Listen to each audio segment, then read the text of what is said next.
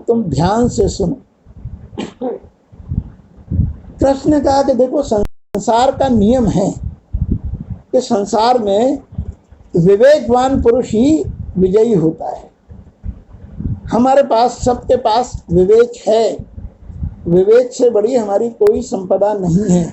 विवेक के द्वारा ही हम चीज़ों को तय करते हैं। तो हमें कोई भी निर्णय करना चाहिए तो वो विवेक पूर्वक करना चाहिए। तो अगर हम जीवन में विजयी होना चाहते हैं तो हमें विवेक पूर्वक निर्णय करना चाहिए। तो युधिष्ठिर और दुर्योधन ने जब जुआ खेला तो दुर्योधन के पास विवेक था और दुर्योधन ने अपने विवेक का प्रयोग नहीं किया। था युधिष्ठिर के पास भी और दुर्योधन के पास भी, लेकिन दुर्योधन ने अपने विवेक का इस्तेमाल किया और युधिष्ठिर ने अपने विवेक का इस्तेमाल नहीं किया। कैसे, ये समझो। दुर्योधन के पास धन था लेकिन जुआ खेलने की योग्यता नहीं थी उसके पास। तो उसने क्या किया, उसने अपने विवेक का इस्तेमाल करके कहा कि मेरी तरफ से मेरा मामा शकुनी पासे फेंकेगा, क्योंकि शकुनी जुआ खेलने में बहुत बहुत योग्य था। ये दुर्योधन जानता था। तो दुर्योधन ने अपने विवेक का इस्तेमाल करके और शकुनी को पासे फेंकने के लिए अपना प्रतिनिधि बनाया। अब युधिष्ठिर के पास भी विवेक था। अब उस समय अगर युधिष्ठिर ये कहते कि मेरी तरफ से मेरे चचेरे भाई कृष्ण जो है वो प्रतिनिधि बनकर खेलेंगे, तो जरा सोचो जुए का क्या परिणाम होता। लेकिन युधिष्ठिर ने ऐसा नहीं किया। दुर्योधन ने विवेक का इस्तेमाल करके शकुनी को अपना प्रतिनिधि बना दिया। लेकिन युधिष्ठिर की तरफ तो मैं स्वयं था, लेकिन मुझे उन्होंने अपना प्रतिनिधि नहीं बनाया। अगर उन्होंने मुझे प्रतिनिधि बनाया होता और युधिष्ठिर की तरफ से मैं खेल रहा होता और मैं पासे फेंक रहा होता तो क्या ये नतीजा निकलता? फिर तो नतीजा कुछ और ही निकलता। लेकिन उन्होंने ऐसा नहीं किया। अच्छा, न केवल इतना नहीं किया, दुर्योधन ने जो किया, ये सब हमारे लिए बहुत बड़ी शिक्षाप्रद कहानी है कि युधिष्ठिर ने जो दूसरा काम किया वो और भी गलत किया। एक तो विवेक का इस्तेमाल नहीं किया और दूसरा उन्होंने कृष्ण से कहा कि कृष्ण, आप सभा कक्ष में जब तक आपको बुलाया न जाए तब तक आप ना आए। यानी उन्होंने सभा कक्ष के बाहर उनको कर दिया, सभा कक्ष के अंदर कृष्ण की एंट्री बैन कर दी कि आप जो है वो सभा में ना आए जब तक कि आपको बुलाया न जाए। तो उन्होंने अब कृष्ण की व्यवस्था, कृष्ण बाहर खड़े हुए हैं। तो कृष्ण बोले, मैं तो तैयार खड़ा हुआ था कि ये मुझे बुलाए तो सही, लेकिन वो अपने मद में इतने चूर थे कि वो हर चीज़ दांव पे लगाते चले गए। और उनके भाई भी ऐसे थे कि वो दांव पे लगते चले गए, हारते चले गए, लेकिन किसी ने भी मुझे नहीं पुकारा।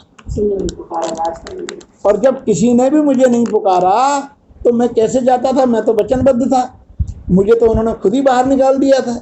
तो मैं बाहर खड़ा इंतजार करता रहा, लेकिन किसी ने मुझे बुलाया ही नहीं। और द्रौपदी ने भी मुझे नहीं बुलाया। पहले अपने पतियों को बुलाया, अपने जो बड़े थे उनको बुलाया, सबसे सहायता मांगी, और जब सब तरफ से निराश हो गई और जब उसको कुछ भी सहारा नहीं दिखा तब तो अंत में उसने मुझे बुलाया। और मैं तो बाहर प्रतीक्षा ही कर रहा था। उसके बुलाने के बाद अगर मुझे देर हुई हो तो बताओ। उसने बुलाया और मैं तुरंत अविलंब वहाँ पहुँच गया और मैंने तुरंत उसकी सहायता की। तो उद्धव ने कहा कि हाँ, ये बात तो ठीक है, आप ठीक कह रहे हो, लेकिन इस बात से मेरी पूरी संतुष्टि नहीं हो रही। बोले क्यों, अब क्या बात है? बोले नहीं, ये आप जो है, आप करुणा निधान कहलाते हो, आप संकट मोचक कहलाते हो, तो आप जो है वो बुलाने पर ही आओगे। जब आपको बुलाया जाएगा तभी आओगे। तो संसार में जीव, संसार में प्राणी कुछ भी काम करता रहेगा, गलत काम करता रहेगा और दुख भोगता रहेगा तो आप नहीं आओगे। तो कृष्ण ने कहा देखो, पूरे संसार में, सृष्टि में जो पूरा काम चलता है वो कर्म के विधान के अनुसार चलता है और मैं इसका साक्षी हूं। मैं साक्षी के रूप में हमेशा हर जगह मौजूद रहता हूं। जब भी कोई मुझे बुलाता है तो मैं तुरंत उपस्थित हो जाता हूं, लेकिन होता मैं साक्षी ही हूं।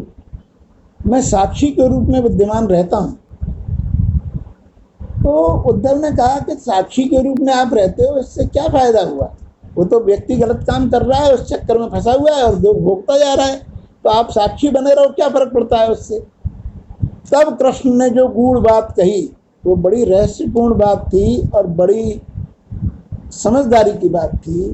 कृष्ण ने कहा कि देखो, तुम मेरे कहने का जो पूरा आशय है उसको समझो कि वो जीव कृष्ण से प्रेम करता है, कृष्ण को ईश्वर मानता है, कृष्ण को सर्वेश्वर मानता है, लेकिन अगर वो ये मान ले कि कृष्ण मेरे साथ प्रत्येक क्षण साक्षी के रूप में उपस्थित हैं, तो क्या कोई भी अत्याचार, कोई भी ऐसा काम जो उसे नहीं करना चाहिए वो कर सकता है? फिर कभी नहीं कर सकता। ये जो साक्षी तत्व है कृष्ण का, ये परम ज्ञान है, परम रहस्य है और यही हमारे लिए सीखने लायक है कि कृष्ण जो है वो अपनी लीला में तो ठीक है, द्वापर में हुए थे, जन्माष्टमी के दिन हुए थे और हम उनका त्यौहार मनाते हैं और उत्सव मनाते हैं, सब कुछ करते हैं, लेकिन कृष्ण केवल अतीत की चीज़ नहीं है। कृष्ण जिस चेतना का नाम है वो चेतना प्रतिक्षण हमारे अपने साथ है और साक्षी के रूप में विद्यमान है। हम कितना उसका प्रयोग कर पाते हैं, जितना हम उसका प्रयोग कर पाएंगे, जीवन में हमारे समस्याएं उतनी ही कम होती चली जाएंगी। हमारे जीवन में विजय, हमारे जीवन में उपलब्धियां, हमारे जीवन में सफलताएं उतनी ही बढ़ती चली जाएंगी जितना हम इस कृष्ण चेतना को पहचान पाएंगे और इसका प्रयोग कर पाएंगे। और इसीलिए तो देखो, कृष्ण का जन्म कब हुआ है? कृष्ण का जन्म हुआ है भादौ महीने की तिथि में अष्टमी के दिन, और वो भी आधी रात को। तो ये क्या सिंबलाइज, किस चीज का प्रतीक है ये? कि जब जब जीवन में अंधकार होता है, भादों का महीना, बरसात, बिल्कुल काले बादल छाए रहते हैं और उसमें भी रात, रात का अंधेरा, कृष्ण पक्ष की रात जिसमें चंद्रमा भी नहीं है उसमें, और अर्धरात्रि को जब बिल्कुल गहरा अंधकार है, उस समय कृष्ण का प्राकट्य होता है। तो हमारे जीवन में भी जिस समय गहरा अंधकार होता है उसी समय कृष्ण चेतना का प्राकट्य होता है, बशर्ते हम उसको पहचान पाएं। हमारे पास जो इंट्यूशन है, what is intuition? Intuition is nothing but Krishna chetna. वो डिवाइस हमको हमेशा गाइड करती है कि what is wrong and what is right, हमको क्या करना चाहिए। लेकिन हम इतना लगातार उस वॉइस को नहीं सुनते कि फिर हम आदी हो जाते हैं उसको न सुनने के, तो फिर हमें वो सुनाई ही नहीं पड़ती। और जब वो सुनाई नहीं पड़ती तो फिर हम कैसे फॉलो कर पाएंगे उसको? कृष्ण कहीं भी हमारे जीवन में अलग नहीं होते। कृष्ण ने अपने जन्म के लिए स्वयं घोषणा की है। कृष्ण ने गीता में इस बात को स्वयं कहा है कि मैं कब पैदा होता हूं और क्यों पैदा होता हूं। तो कृष्ण कहते हैं कि यदा यदा हि धर्मस्य ग्लानिर्भवति भारत अभ्युत्थानम धर्मस्य तदात्मानं सृजाम्यहम्। मैं जब जब धर्म की हानि होती है, तो हमारे जीवन में धर्म की हानि क्या है? जब जब हमारे जीवन में संकट आता है, परेशानी होती है, हम सही मार्ग से भटक करके गलत मार्ग पर चलने लगते हैं, तो ये धर्म की हानि है। यदा यदा ही धर्मस्य ग्लानिर्भवति भारत है, उसके कारण हमारे मन में ग्लानि होती है। तो अभ्युत्थानम धर्मस्य, मैं धर्म के अभ्युत्थान के लिए, धर्म के उदय के लिए, अभ्युत्थान धर्मस्य तदात्मानं सृजाम्यहम्, मैं अपने आप को रचता हूँ, प्रकट करता हूँ। उद्देश्य क्या है? परित्राणाय साधूनाम, जो सज्जन पुरुष हैं उनकी रक्षा करने के लिए, विनाशाय च दुष्कृताम, दुष्टों की विनाश करने के लिए। तो ये जो सज्जन पुरुष और दुष्ट पुरुष कुछ नहीं है, ये केवल हमारी ही प्रवृत्तियाँ हैं। हमारी पॉजिटिविटी सज्जन पुरुष है और नेगेटिविटी दुष्ट पुरुष है। तो पॉजिटिविटी को बढ़ाने के लिए और नेगेटिविटी को कम करने के लिए परित्राणाय साधूनाम विनाशाय च दुष्कृताम धर्म संस्थापनार्थाय। धर्म क्या है? हमारे लिए सफलता ही धर्म है, विजयी होना ही धर्म है, अच्छे जीवन को प्राप्त करना ही धर्म है। तो धर्म संस्थापनार्थाय, मैं उसकी स्थापना करने के लिए, मैं तुम्हारे जीवन में सफलता लाने के लिए संभवामि युगे युगे, हर युग में पैदा होता हूँ, हर युग में जन्म लेता हूँ। तो कृष्ण का जन्म केवल एक जन्माष्टमी तक सीमित नहीं है। कृष्ण चेतना प्रति क्षण प्रतिपल हमारे साथ है, हमारे साथ रहती है। हम उसका अनुभव करें और हमेशा उसके द्वारा निर्देशित होकर के काम करें।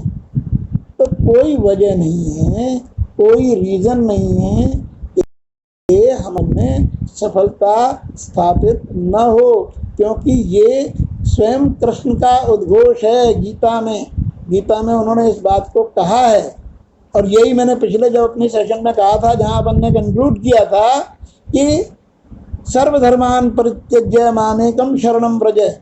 तो वो मामेकम शरणम व्रज, मैं केवल मेरे अकेले की शरण में आ जाओ। तो वो मेरे अकेले की शरण क्या है? वो मेरे अकेले की शरण वो कृष्ण चेतना ही है, जो सदैव हमारे साथ रहती है। हम जीवन में जो कुछ भी सीख पाते हैं, जो कुछ भी कर पाते हैं, वो हमारा कर पाना उस कृष्ण चेतना का हमारे भीतर होने का सबसे बड़ा प्रमाण है। हम कभी भी देख लें, हम किसी भी अनुचित चीज से प्रसन्न नहीं हो सकते। हम अनुचित चीज से साधन इकट्ठे कर सकते हैं, थोड़ी सुविधा इकट्ठी कर सकते हैं, लेकिन भीतर आत्मा का जो आनंद है, सुख है, वो हमको अनुचित चीज से प्राप्त कभी नहीं हो सकता। ये कृष्ण चेतना का हमारे अंदर होने का प्रमाण है, क्योंकि वो संतुष्ट होती ही नहीं है। तो ये जो जन्माष्टमी का पर्व है, ये ख़ास तौर से जीवन में बहुत बहुत चीज़ों को सीखने का एक बहाना हो सकता है कि अगर हम उसको उस तरीके से, उस नज़रिए से देखना शुरू करें। और इसीलिए कृष्ण को जगत गुरु कहा जाता है। कृष्ण प्रत्येक क्षण हमारे साथ हैं, और जिसके साथ में प्रत्येक क्षण गुरु मौजूद हो, उसके जीवन में पराजय हो सकती है? कभी नहीं हो सकती। तो कृष्ण रूपी चेतना जो हमारी गुरु सदैव हमारे साथ है, इसीलिए बुद्ध ने कहा अपदीपो भव, अपना दीपक स्वयं बनो। तुम्हें मालूम है, देखो एक प्रसंग जो है वो रामायण का है कि रामायण में जब धनुष यज्ञ होता है, तो धनुष यज्ञ में तमाम सारे राजा आते हैं, और एक से एक बलवान राजा आते हैं, और वो बड़े जिन्होंने युद्ध जीते हुए होते हैं, योद्धा होते हैं, शारीरिक रूप से बलवान होते हैं, बड़े होते हैं, सब आते हैं। और उनकी तुलना में राम जो है वो एक छोटे से बालक हैं, वो भी वहाँ होते हैं। लेकिन धनुष सिर्फ राम तोड़ पाते हैं, बाकी के सारे पराजय हो जाती है उनकी। वो धनुष को तोड़ना तो दूर, उसको जरा सा उस भूमि से हिला भी नहीं पाते। इसका कारण क्या है? मेरी समझ से जो कारण है, एकमात्र कारण है इसका, वो कारण ये है कि उस पूरी सभा में अकेले राम ही थे जिनके साथ उनके गुरु थे। और किसी भी राजा के साथ उसके गुरु नहीं थे। राम के साथ गुरु थे। और सब राजा अपनी अपनी मर्जी से उठते हैं, राम उठते ही नहीं हैं। राम कब उठते हैं? जब गुरु आज्ञा देते हैं। जब गुरु कहते हैं कि उठो राम भंजऊ भव चापू, हे राम तुम उठो और ये शंकर जी का धनुष तोड़ दो। तो जब गुरु कहते हैं कि इस धनुष को तोड़ दो, तो राम किसी उत्तेजना में नहीं उठते। वहां लिखा है कि ठाड़े भये उठी सहज सुभाए, सहज भाव से खड़े हो जाते हैं। क्यों? क्योंकि उन्हें अपने गुरु के वाक्य पर विश्वास है कि जब गुरु ने आदेश दिया है कि तुम धनुष तोड़ दो, इसका मतलब धनुष तो गुरु के संकल्प में टूट चुका। तो टूट चुका तो मुझे क्या करना है? तो बोले मुझे तो केवल स्पर्श करना है, उसको छूना है। तभी तो लक्ष्मण ने परशुराम जी से कहा कि छुअत टूट रघुपति न दोषु।